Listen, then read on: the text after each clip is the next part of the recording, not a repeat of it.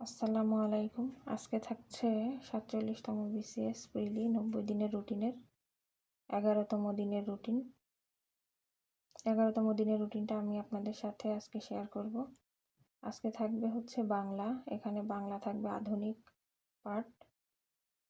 আধুনিক পার্টের প্রথম অংশেই আছে হচ্ছে Fort William College, Serampore Mission এবং ছাপাখানা ও হিন্দু কলেজ। এছাড়াও আরও কিছু এমন টপিকগুলো আছে সেগুলো মূলত আজকের পড়ার ভিতরে থাকবে।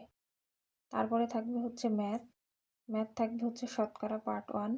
এখানে আপনারা ম্যাথ অংশ থেকে বোর্ডের বইগুলো করার ট্রাই করবেন, তাহলে ম্যাথ ভালোভাবে কমপ্লিট করতে পারবেন।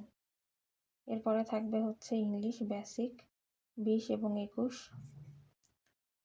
এরপরে থাকবে হচ্ছে বিজ্ঞান হচ্ছে জৈব ও অজৈব যৌগ, এই অংশটা থাকবে।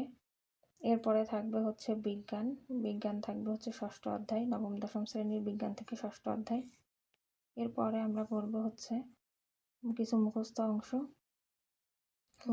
অংশের ভিতরে থাকছে হচ্ছে বাগধারা 20টা, সমার্থক শব্দ 1টা, স্পেলিং 5টা এবং সিনোনিম ও অ্যান্টোনিম 5টা, সাবস্টিটিউশন থাকবে 5টা।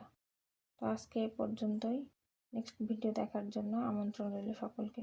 ধন্যবাদ।